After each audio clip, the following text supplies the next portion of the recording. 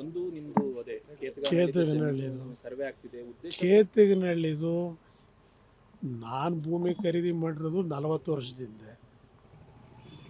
40 ವರ್ಷದಿಂದ 16 ಬಾರಿ ಸರ್ವೆನೂ ಮಾಡ್ಕೊಂಡಿದ್ದಾರೆ, 16 ಬಾರಿ ಎಲ್ಲ ರೀತಿ ತನಿಖೆಗಳು ನಡೆದಿದೆ. ಅದರಲ್ಲಿ ನಾನು ಮುಕ್ತವಾಗಿದ್ದೀನಿ. ಪಾಪ ನೆನ್ನೆ ಕೆಲವು ಅಲ್ಲಿಯ ಒಂದು ಕಾಂಗ್ರೆಸ್ ಪುಡಾರಿಗಳು ಒಂದು 5-6 ಜನ ಕರ್ಕೊಂಬಂದದ್ದು ಎಂಥದ್ದು ಅವ್ರ ಹತ್ರ ಒಂದು ರಿಯಾಕ್ಷನ್ಗಳು ಕೊಡಿಸಿರೋದು ನೋಡಿದ್ದೀನಿ. 40 ವರ್ಷದಿಂದ ನನ್ನ ಹತ್ರ ಯಾರು ಬರದೇ ಇದ್ದರು. ಈಗೆಲ್ಲಿಂದ ಉದ್ಭವ ಆದರು ದೂರುದಾರರು? ದೂರು 86-87ರಲ್ಲಿ CM ಲಿಂಗಪ್ಪ ಮತ್ತು ರಾಮಚಂದ್ರ ಅಂತೇಳಿ ಒಬ್ಬ ಜಿಲ್ಲಾ ಪಂಚಾಯತಿ ಮೆಂಬರು, ಇಬ್ಬರು ಅವತ್ತಿನ ರಾಜ್ಯದ ಮುಖ್ಯಮಂತ್ರಿಗಳಿಗೆ, ಪ್ರಧಾನಮಂತ್ರಿಗಳಿಗೆ, ಗೃಹ ಸಚಿವರಿಗೆ ಎಲ್ರಿಗೂ ಒಂದು ಅರ್ಜಿ, ನಮ್ಮ CM ಲಿಂಗಪ್ಪನವರು ಏನು ದೊಡ್ಡ ಕಾನೂನು ಬಾಹಿರವಾಗಿ ಭೂಮಿ ಖರೀದಿ ಮಾಡಿದ್ರು ಅಂತೇಳಿ ಭೂಮಿ ಖರೀದಿ ಮಾಡಿದ್ರು, ಭೂಮಿ ಲಪಟಾಯಿಸಿಲ್ಲ ಅಂತ ಹೇಳಿಲ್ಲ. ಅದು ದೂರಲ್ಲಿ ಎಲ್ಲ ಡಾಕ್ಯುಮೆಂಟು ಇಟ್ಕೊಂಡಿದ್ದಾರೆ.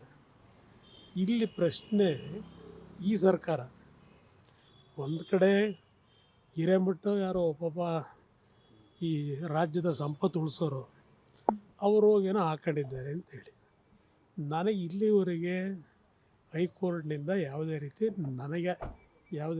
ಇದು ಕೇಳಿಲ್ಲ, ನೋಟಿಸ್ ಕೊಟ್ಟಿಲ್ಲ. ಈಗ ಮೊನ್ನೆ ವಿತೌಟ್ ನೋಟಿಸ್ ತನಿಖೆ ಏನೋ ಹೋಗಬೇಕು ಅಂತ ಏನೋ ಹೊರಟಿದ್ರು ಅಂತ ವಿಷಯ ಬಂತು.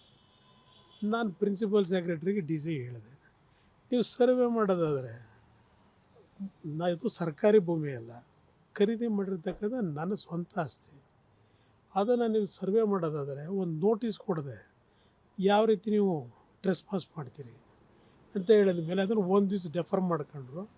3 ದಿವಸದ ಹಿಂದಿನ ಡೇಟ್ ಹಾಕ್ಕೊಂಡು ಆಮೇಲೆ ಒಂದು ಮಾರನೇ ದಿವಸ ತಗೊಂಬಂದರು ಒಂದು ನೋಟಿಸ್ನ. ಮಾಡ್ಕೊಳ್ರಪ್ಪ ಅಂತ ಹೇಳಿದೆ. ನಾನು ಇವ್ರಿಗೂ ಹೇಳಿದೆ, ಯಾವುದಾದ್ರು ಇಂಟರ್ನ್ಯಾಷನಲ್ ಸರ್ವೆ ಅವ್ರನ್ನ ಕರ್ಕೊಂಬಂದು ಮಾಡಿಸ್ಕೊಳ್ಳಿ ಅಂತ ಹೇಳಿ ತನಿಖೆನ. ಅದರಲ್ಲಿ ನಾನೇನು ಭೂಮಿ ಖರೀದಿ ಮಾಡಿದ್ದೀನಿ, ಯಾವುದೇ ರೀತಿ ಇಲ್ಲಿಗಲ್ ಆ್ಯಕ್ಟಿವಿಟೀಸ್ ಮಾಡಿಲ್ಲ. ಈ ರಾಜ್ಯದಲ್ಲಿ ಯಾರ್ಯಾರು ಏನೇನು ಮಾಡಿದ್ದಾರೆ ಚರಿತ್ರೆ ಇದೆ.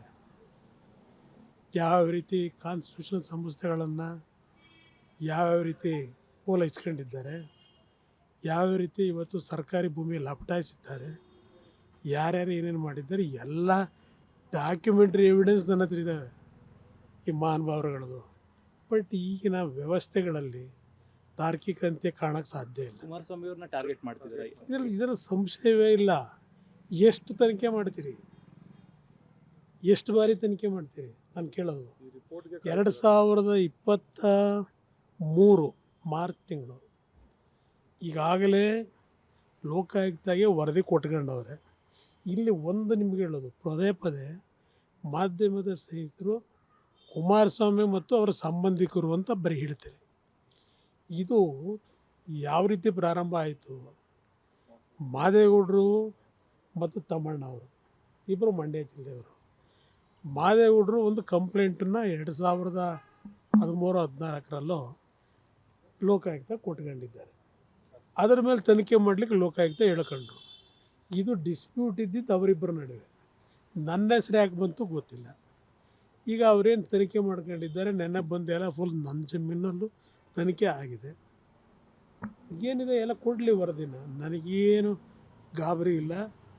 40 ವರ್ಷದಿಂದ ಮಾಡಿರ್ತಕ್ಕಂಥ ಭೂಮಿ ಬಗ್ಗೆ ಇಷ್ಟೆಲ್ಲ ಪಾಪ ಸಿದ್ದರಾಮಯ್ಯನವರು ಏನೇನು ಮೀಟಿಂಗ್ ಮಾಡಿದ್ರು ಅನ್ನೋದು ಗೊತ್ತು ನನಗೆ. ಯಾರನ್ನ ಕರೆಸ್ಕೊಂಡು ಏನು ಮೀಟಿಂಗ್, ಅದಕ್ಕೆ 5 ಜನದ SIT ಟೀಮ್, ಈಗ SIT ಟೀಮು ಪೊಲೀಸ್ ಇಲಾಖೆಯಲ್ಲಾಯಿತು, ಈಗ SIT ಟೀಮು IAS ಅಧಿಕಾರಿಗಳದು. ಇದಕ್ಕೆ ನಾನು ಓಪನ್ ಆಗಿದ್ದೇನೆ, ಇವ್ರ ಥರ ಸರ್ಕಾರಿ ಭೂಮಿಗಳನ್ನ ಸುಳ್ಳು ದಾಖಲೆ ಸೃಷ್ಟಿ ಮಾಡಿ ಇವತ್ತು ಅಧಿಕಾರ ಇದೆ, ಏನು ಬೇಕೋ ಪಾಪ ಅದು ನೋಡಿದೆ. ಅದೇನೋ ಲೋಕಾಯುಕ್ತ ತನಿಖೆ ಮಾಡೋದು ಅಧಿಕಾರಿ ಅವ್ರ ಮೇಲಿನ ಅಧಿಕಾರಿ ಹತ್ರ ಪರ್ಮಿಷನ್ ತಗೊಂಡು ವರದಿ ಅವ್ರಿಗೆ ಕೊಟ್ಟು, ವರದಿ ಅವ್ರು ಕ್ಲಿಯರೆನ್ಸ್ ಕೊಟ್ಟ ಮೇಲೆ ಈಗ ಲೋಕಾಯುಕ್ತ ಕೊಡ್ತಾರಂತೆ. ಅಂದರೆ ಯಾವ ರೀತಿ ನೀವು ಅವ್ರು ಮಾಡವ್ರೆ ಅನ್ನೋದನ್ನು ಇಲ್ಲಿ ಮೇಲಿನ ಅಧಿಕಾರಿಗೆ ತೋರಿಸ್ಕೊಂಡು ಅವ್ರದ್ದು ಗ್ರೀನ್ ಸಿಗ್ನಲ್ ಕೊಟ್ಟು ನೀವು ಕೊಡ್ಬೋದಪ್ಪ ಅಂತ ಹೇಳಿ ಸರ್ಕಾರದ ಮುಖ್ಯಮಂತ್ರಿ ವಿರುದ್ಧ ಅವ್ರ ಕೈ ಕೆಳಗೆ ಕೆಲಸ ಮಾಡ್ತಕ್ಕಂಥ ಅಧಿಕಾರಿಗಳು ಅವ್ರ ವಿರುದ್ಧವಾಗಿ ಕೊಡ್ತಾರಾ? ದಾಖಲೆಗಳು ಚೆಲ್ಲಾಡ್ತಾ ಇದ್ದಾವೆ. ವಾಸ್ತವಾಂಶ ಏನಾಗಿದೆ? ಇದು ಒಂದು ತನಿಖೆನಾ ಇವ್ರು ಮಾಡ್ಕೋತಾ ಇರೋದು? ನನ್ನ ಮೇಲೆ 2012ರಿಂದ ಮಹಾನುಭಾವರುಗಳು ತನಿಖೆ ಮಾಡ್ತಾನೆ ಅವರಲ್ಲ. ಹಿಂದೆ BJP ಸರ್ಕಾರದಲ್ಲಿ ನಾನು ಏನು ಹೋರಾಟ ಮಾಡ್ಕೊಂಬಂದೆ ಅದರ ವಿರುದ್ಧ ಒಂದು 3-4 ಕೇಸ್ ಹಾಕಿದ್ರು. 12-13 ವರ್ಷ ಆಯಿತು. ಇವತ್ತಿನವರೆಗೆ ಈ SIT ಯಾವ ತನಿಖಾ ಸಂಸ್ಥೆಗಳು ಇವತ್ತರೂ ಸತ್ಯಾಂಶ ಹೊರಗಿಡೋದಕ್ಕೆ ತಯಾರಾಗಿಲ್ಲ. ಡ್ರಾಮಾಗಳು ಯಾವ ರೀತಿ ಆಡ್ಕೊಂಬಂದಿದ್ದಾರೆ. ಇದು ಒಂದು ದೇಶ, ಇದೊಂದು ರಾಜ್ಯ, ಇದು ಕಾಲ ಇದಕ್ಕೆಲ್ಲ ಉತ್ತರ ಕೊಡೋದು.